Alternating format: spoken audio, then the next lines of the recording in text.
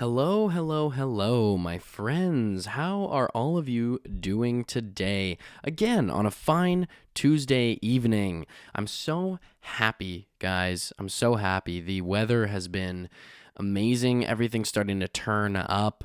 I love seeing the sun more. I just love the heat. I just love hot weather. I love the feeling and the warmth of the sun. It's unmatched. It is truly unmatched by any feeling that exists. I hope everyone's doing super well, my beautiful, beautiful friends from the internet. So, welcome to the Reddit Asks Us podcast. Before we head into the podcast, if you're watching on YouTube, make sure to like, make sure to comment, and to subscribe. If you're listening on Apple Podcasts, Spotify, wherever else you get your podcasts, then make sure to leave us a rating, and also, please, leave us a review. You can find us on Instagram, TikTok, at Reddit Asks Us podcast, where there's new clips of the show on a weekly basis. I am your very excited and really anxious and anxious and excited and happy to be able to sit down and chat with you guys for another Tuesday. I am stoked. I think that this episode is going to be different. It's going to be a little interesting. So, welcome back, everybody. Thanks for tuning in to Red Ass Us Podcast. I know there's new audience members tuning in every single week. I think just within the last 2 weeks, we've seen the audience grow by at least 10 people. So that's fucking ridiculous. So thank you so much for tuning in. It's a pleasure to have everybody here. And like I say always, this is a collective experience, okay? This is not me chatting to you over your headphones or over your Amazon speaker, whatever you're using, your whatever it is, the Amazon Home. I know some people listen to that or listen to the podcast over that, or your speaker, whenever you're listening to this. This is a collective experience, my friends, because we are all engaged in this, and this is what makes the show fun. Okay. So, this week's episode, a little different, a little interesting. I think I'm probably going to go over these a little bit more quicker because they're not a whole lot of stories, just interesting things. This one comes from the main Askreddit page for this week. People with street smarts. What is your most street tip? And I thought this was just interesting because I grew up very much, I would say very much not in the streets. I grew up in fairly nice suburbs, my whole life, so I don't have much experience with the streets, and even from where I'm from, there's a lot of kind of crazy stuff that happens, but I wouldn't say and I've seen some crazy stuff. Don't get me wrong, guys. I've definitely seen some crazy stuff. It's not like I'm completely uncultured in that way, but I don't know. It's not like I live in New York or Chicago or something or Los Angeles. Like, I've just never been exposed to those environments. There are rules there that people learn at a young age that I just would never know or be exposed to. So let's get right into it, everybody. The first comment comes from user Dickie Schmidt 33. Always look like you know where you're going, even when you don't. I think that's going to be a common theme throughout a lot of these little anecdotes and tips for advice, is this idea that, that if you're confused about where you're going, just look like you know where you're going, which is just interesting. I feel like that helps people maybe blend in a little bit more. I might be philosophizing or theorizing about what some of these rules are for, if they're pretty quick and simple, but I can imagine it's because it's just meant to distract attention away from yourself, because if somebody believes that you might live in some sort of area, again, guys, I'm only theorizing, but I'm sure maybe some of you listening might actually know why, but and you can let me know if I'm right or wrong, but I would think that it's just to help assimilate yourself into a given environment and to not attract too much attention to yourself for being in a certain place at a certain time and looking like you're confused about where you're going, because people can take advantage of that because you don't know where you're going. All right, that's a very interesting one. So next one we have here from Mercury82JG. Only break one law at a time. I was kind of confused about this one. I'm like, aren't you not supposed to break any laws? Like, I don't know. Like, maybe that's just from the street. This is when I was a little bit more confused. Only break one law at a time. I mean, I could see how, like, yeah, only break one law at a time, but I don't know. I'd be curious to get a little bit more of an explanation for that one. Next one comes from Chandlery, user Chandlery. If you see something potentially illegal going down, don't look directly at them, especially if you know that you're not going to be reporting it to the police. Then we got a reply from blank blank saying, was once on a subway when I heard a loud metallic clatter. Looked over to see what it was. Some dude behind me had dropped his gun. Immediately went back to looking dead ahead and then got off on the next stop. Yeah. I would be like, yeah, I didn't see anything. I don't know. I don't know what happened. I am unaware of the situation. I would please like to forget that this ever happened. That's such a crazy thing to see. Like, you know what, people, I just find it's fascinating sometimes how people live normal lives and what they believe to perceive is in their like normal little bubble, and then something just totally out of the blue happens that is completely unpredictable and something that you have like little to no experience with, and those moments can have like the potential to like alter and change your life. You know what I mean? Like, imagine if that went down differently. Imagine this dude points the gun in his face and be like, "What did you see?" You know, blah blah blah. People are crazy. He's carrying a gun like that just around. I'm going out on a limb here, folks, and based on the vibe of this whole subreddit, I would assume that this gun was not obtained in illegal fashion. Like, I don't know. I feel like, you know, these situations can be just so crazy. With something that is completely out of your control can thrust you into a completely unknown and very undesired territory. So, yeah. So this next, and then there's also a reply coming from Mitochondria. I got verbally accosted by some man in a parking lot who thought I had seen whatever illegal shit he just did, even though I wasn't looking that way at all. I just didn't say a word and kept walking, but he kept yelling and said he was gonna get my tag number, which was unsettling. Drug dealers, maybe don't schedule your drops in a fucking Publix parking lot, and you won't have to worry about onlookers. There's another reply here from JDella512. My friend accidentally witnessed a huge exchange in the parking lot of a motel. He knew because he was outside for a cigarette, and it was like 3 a.m, and these dudes pull up and start loading bags from a room into the car with one clear leader looking out. When the leader spotted my friend, he immediately pretended to be blackout drunk, even dropping his cigarette, but repeating the motion of bringing it to his lips to smoke. He wanted to look incoherent. He went back to his room, locked his doors, and didn't sleep the rest of the night. Yeah, I would have been hella paranoid. And also the worry is there too, is if you're like, if they see that you're like clearly, I mean, they obviously have something larger on their hands right now, but if they see that you're like clearly incoherent, I'd be so worried about getting robbed. Like, even if you're just like playing it off, like anyone can take advantage. Oh, this dude, I don't know, why don't we just quickly rob him? Like, because obviously you're not in your full capacity. So the next one comes from Chicago Fan, spelled with a PH. Walk on the road if you're in a real shady neighborhood and it's late at night. Not in traffic, but away from alleyway entrances. I heard this comment in here a couple times. Makes sense, kind of, because every time, like, I mean, you gotta watch movies and TV shows with a grain of salt. Also, I feel like I should have done this, or maybe I hope there's something coming back to this. I have to watch The Wire. Everyone tells me to watch The Wire, and it's like really, really amazing. It's like apparently one of the best TV shows ever made. I don't doubt it. Rest in peace, Omar, though.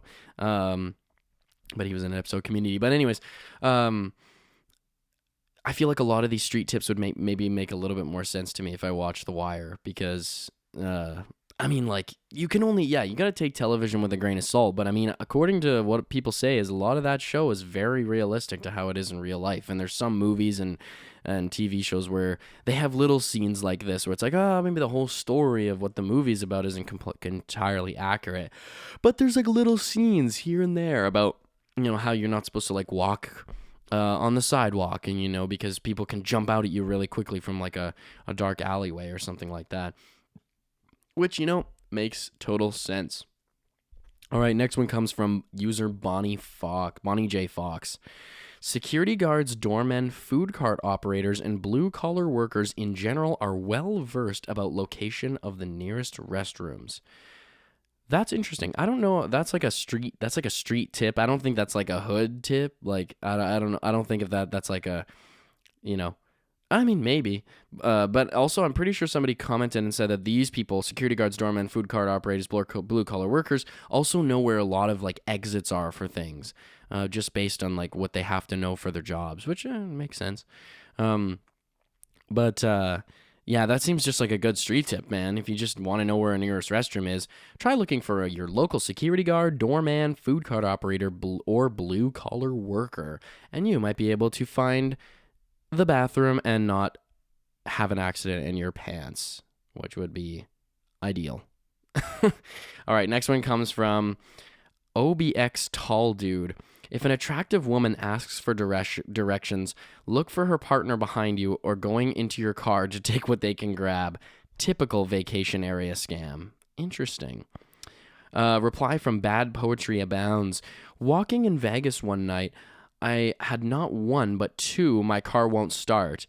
Won't you come to this alley and help me fix it? Women tried to persuade me to help. The women tried to persuade me to help out. Like, nope, kept walking. I feel like I've seen that in a couple movies and TV shows. Like, hey, here, come down this dark alleyway where no one can see us away from public, and you can help me fix my broken vehicle. And you know what, man? This is tough, man. This is really tough. And this is one of the reasons why it's interesting to read these, because it's like, man, if you come from just a nice area and you know, you've grown up a relatively normal life and you aren't aware of these sorts of like scams that go down and people who run these types of things, like, nice people are so gullible. You know what I'm saying? Like that's what a lot of these scammers prey on, is people being ignorant, basically, of the neighborhoods, the traditions of these lines of work. I guess you could say it's scamming, or the lines of illegal activity. But yeah, man, like I can't imagine. I guess I can imagine how easy it is, because that's the thing, is like, even thinking about somebody like myself, like, if somebody asked me to come help them try to fix their car, I mean, I don't know shit about cars, so I'd probably just be like, I can't help you fix your car because I don't know anything about cars. But regular people, nice people, will have the inclination to want to help, right? That's like what you're taught. They use that stuff to their advantage, is the things that people are taught growing up about what it means to be a nice person, and what it means to be helpful, and what it means to be generous and kind and stuff.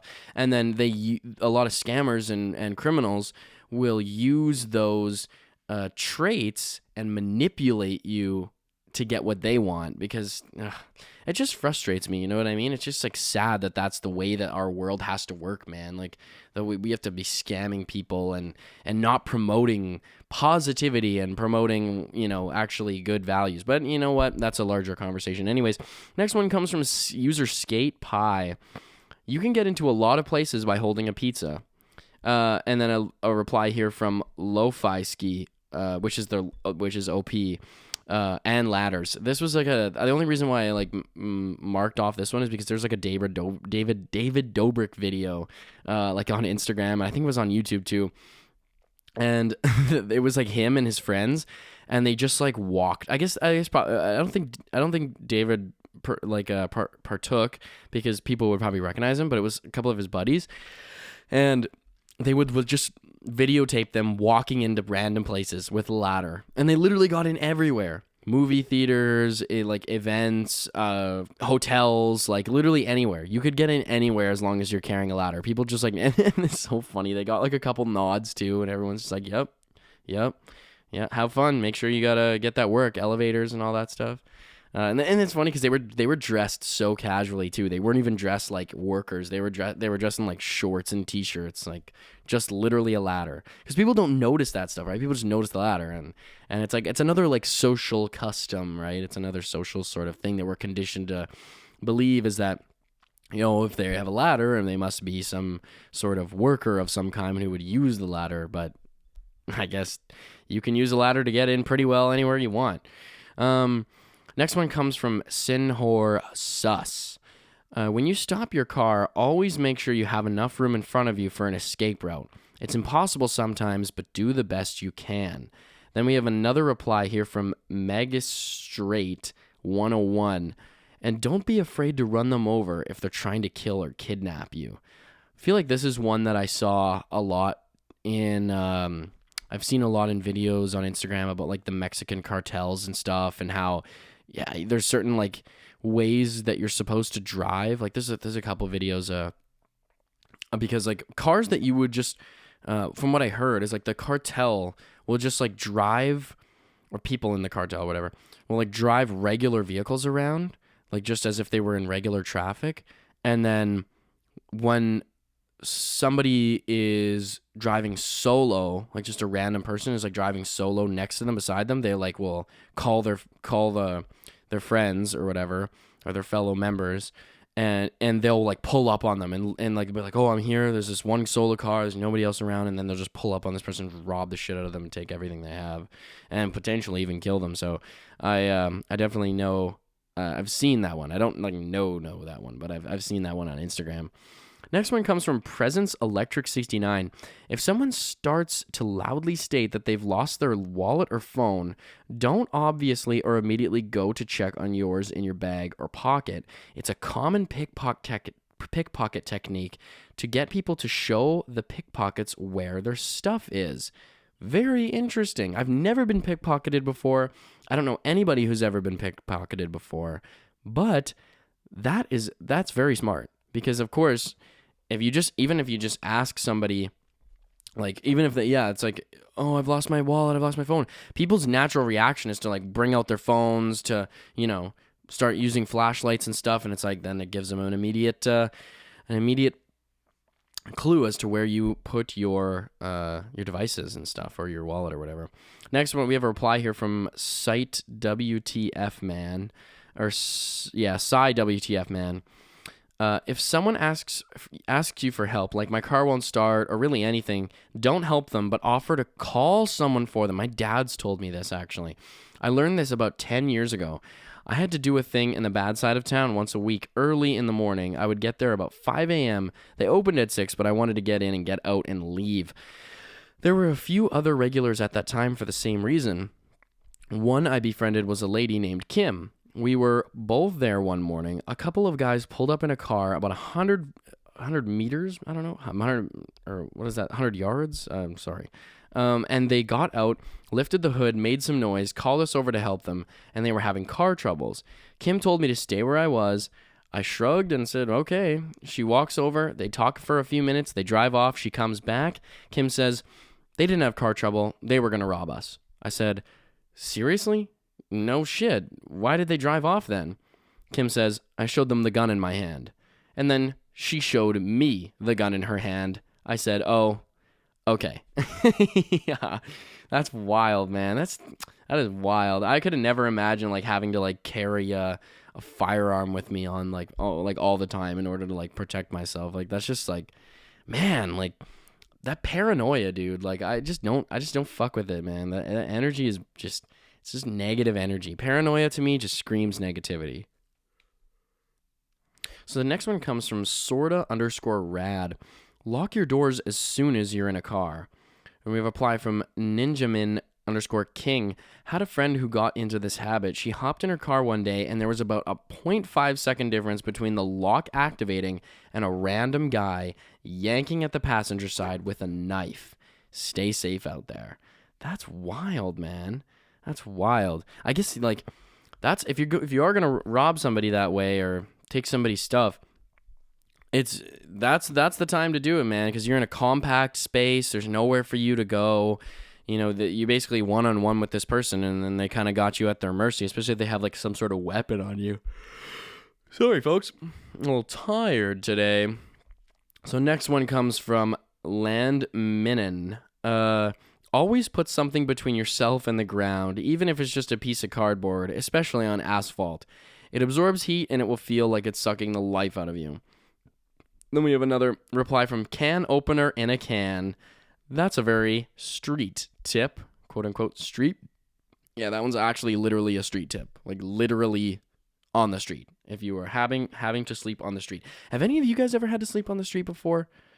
I don't know.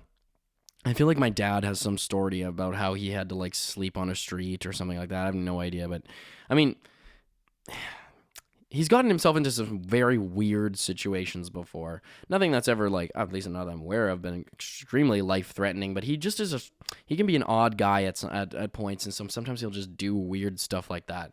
But it seems like that's a tip that my dad would know. Like, you're like, oh, you should put cardboard down. Okay, but yeah, that's a very literal street tip in the literal sense.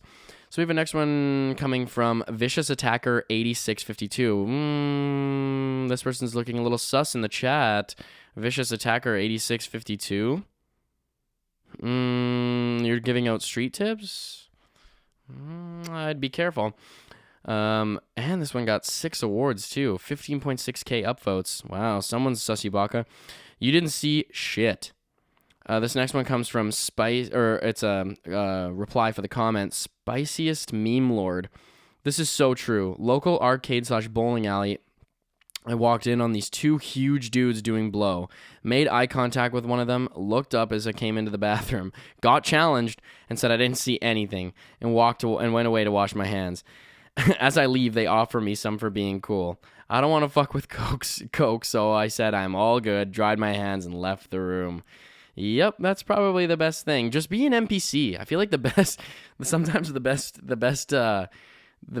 rule of thumb is to just be an NPC. And for those of who are unaware what an NPC is, I know I have I have a small fraction of a little bit of an older audience that may not be aware what an NPC is. Non-playable character. It's like when you're in Grand Theft Auto or some other sort of video game, and it's the computer operated characters. It's not the character. If anyone saw the movie Free Guy with Ryan Reynolds, he basically is like an NPC that came to life. And whatever. But anyways, try to act like an NPC. Non-playable character. Next one comes from Blig_Slay. Blend in everywhere. Even if you're faking it. Again, not NPC. And if you're faking it, get out as soon as you inconspicuously can. The reply here comes from Aston Vanilla. My wife never understands why I say this. Her natural inclination when traveling is to unfurl a huge paper map and erratically walk around a public space with it in front of her, looking very confused. I'm amazed she hasn't had any possessions stolen. She looks at me like I'm crazy for discreetly leaning against the wall and using my phone to look at a map. I could easily be texting. No one will target us. Yeah, that's tough. But again, I mean, if your wife, I feel like nowadays it's very, I guess women are targets, man. But I guess to a certain extent, if it's a very public place, a lot of people are willing to help. It's this. I'm not saying I agree with this stereotype, my friends. Okay, and let me preface this and say I'm not in agreement with this norming of gender stereotypes here, but there is this sort of like alpha dude mentality that is like you help a damsel in distress. Listen, guys, I'm not saying that, and I'm saying that I disagree with that, but it exists. It just is there. So, and I've known girls in the past who've like used that to their advantage, and like they know they are aware that it's dumb, but they're like it helps. So, yeah. Anyways, so next one comes from Martin Aurelius. If you're uncomfortable with your surroundings, leave. Your unconscious is more aware of your surroundings than you'd think. If something you can't figure out is telling you to go, listen to it. That makes sense. Yeah, I mean, I think we talked a bit about this a little bit last week with the episode about when is your gut instinct told you whatever, and that was turned out to be right or whatever. So there was a little bit of like your unconscious mind, like there's like a meta awareness that people have about certain situations that is very much linked to our it's not foregrounded in our conscious present experience of the moment. It's kind of backgrounded, and it's like a program that's running in the background in your mind, and it's like a meta awareness of things. It's like context, right? It's contextual situations, and it's body language, and that stuff we don't really analyze in the same way we explicitly analyze something like language and directness with things. It's like it's more about context and like how we put situations together, how we feel a vibe, right? Like an energy about a place or a person or something. So next one comes from Rooney's stepmom. Confirm the license plate and make sure you're getting in your proper Lyft or Uber.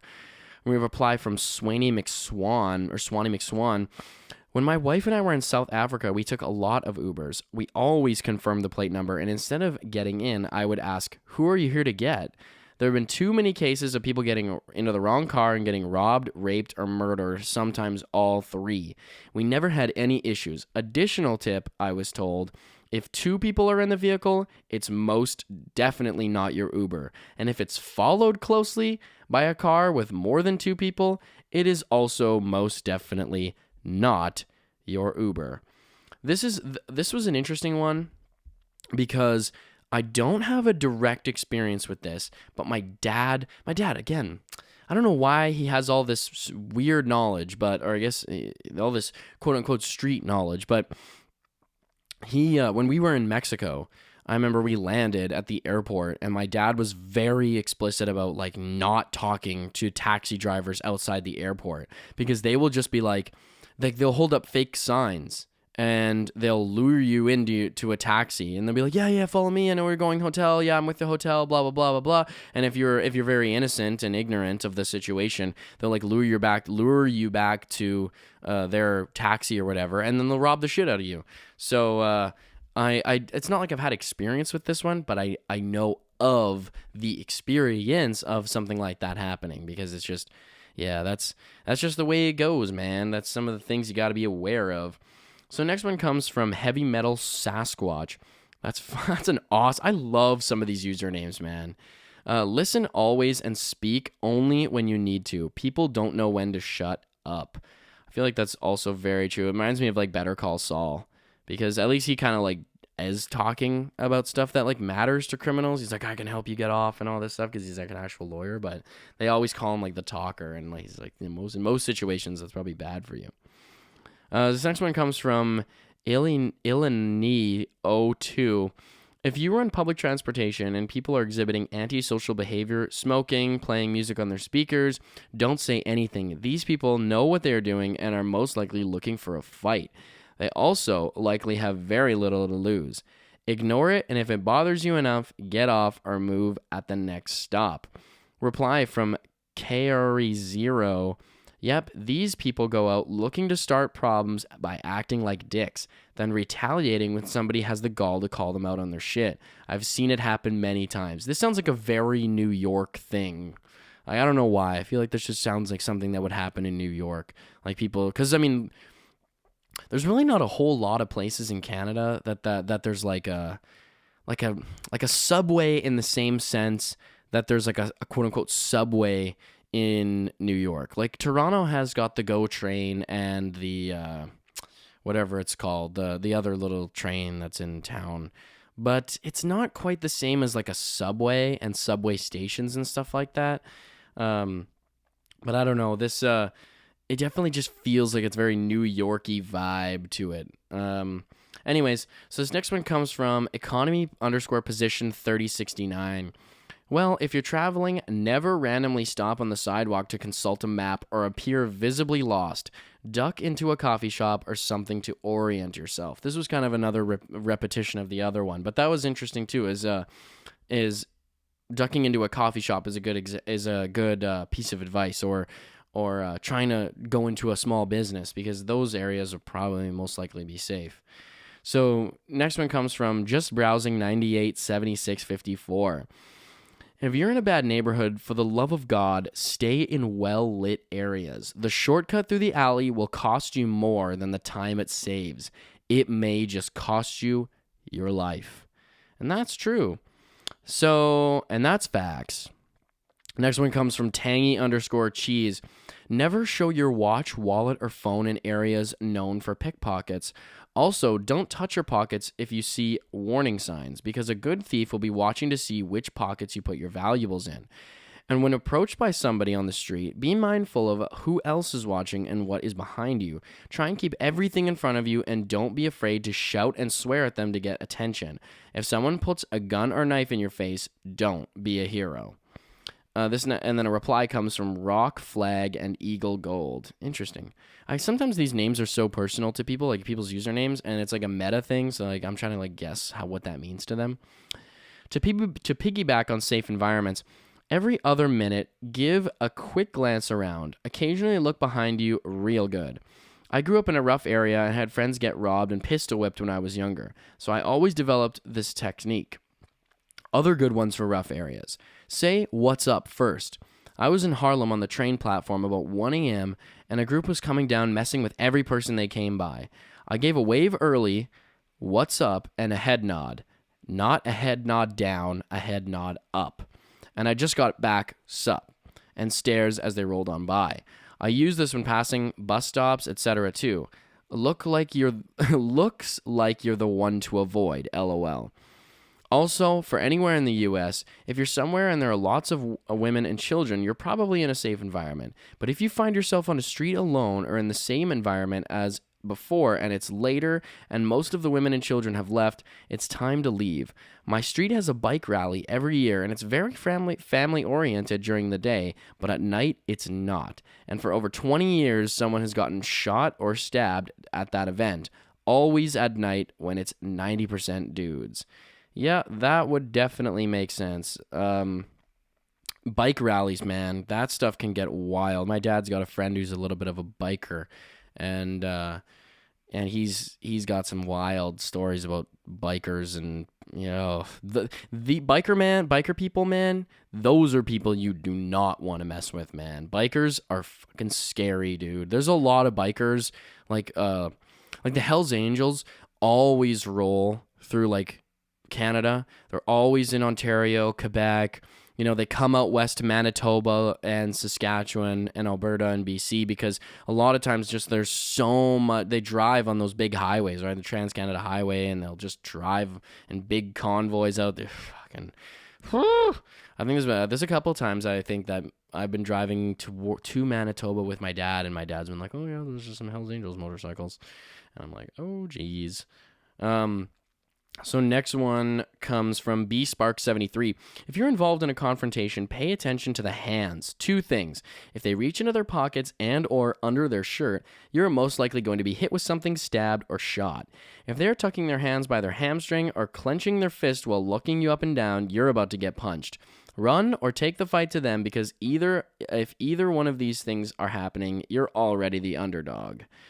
And then a helpful reply by Awoken by Gunfire, and something like 90% of first punches in a fight are overhand rights. Very interesting. So just keep that information on you while you are going about your life, my friends. Okay, I think this is the last one I'm going to read. So this one comes from Sad Responsibility 17. If you feel like it's a setup, it probably is. If someone's trying to rush you, don't do it. Always have an escape plan, and never have a partner in crime. They will snitch.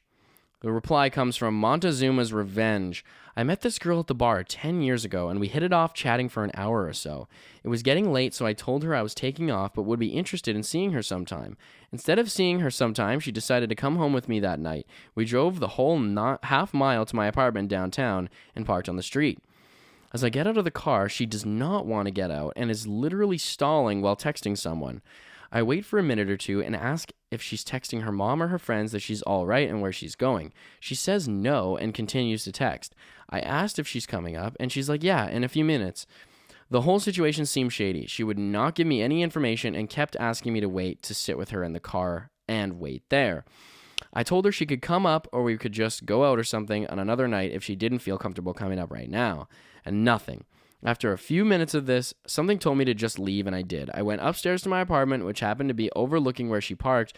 I kept my lights off, and I went to the apartment and just stared out the window for about 15 minutes until another car pulled up. A guy got out, walked to her door. They chatted for a few seconds, and then they both drove away. I'm glad I wasn't shit-faced and noticed that shit seemed off, because it probably was off. Then a reply from Ellie Fleming. Yeah, I think you were probably going to get robbed. Like your apartment and like you and your apartment stripped. Yep. I think that is all very wonderful and very interesting advice from our friends on the internet. I want to thank every single person for tuning into this week's episode of the Reddit Asks Us podcast. Before we head out of the podcast, if you're watching on YouTube, make sure to like, make sure to comment, and to subscribe. If you're listening on Apple Podcasts, Spotify, wherever else you get your podcasts, make sure to leave us a rating, and also please leave us a review. You can find us on Instagram, TikTok, and Twitter at Reddit. Sorry, Instagram and Twitter, Instagram and TikTok at Reddit Asks Us Podcast, where there are weekly posts. I am your host, giving you these street tips from our friends on the internet, Luke Dick, and I will see y'all next week. Peace.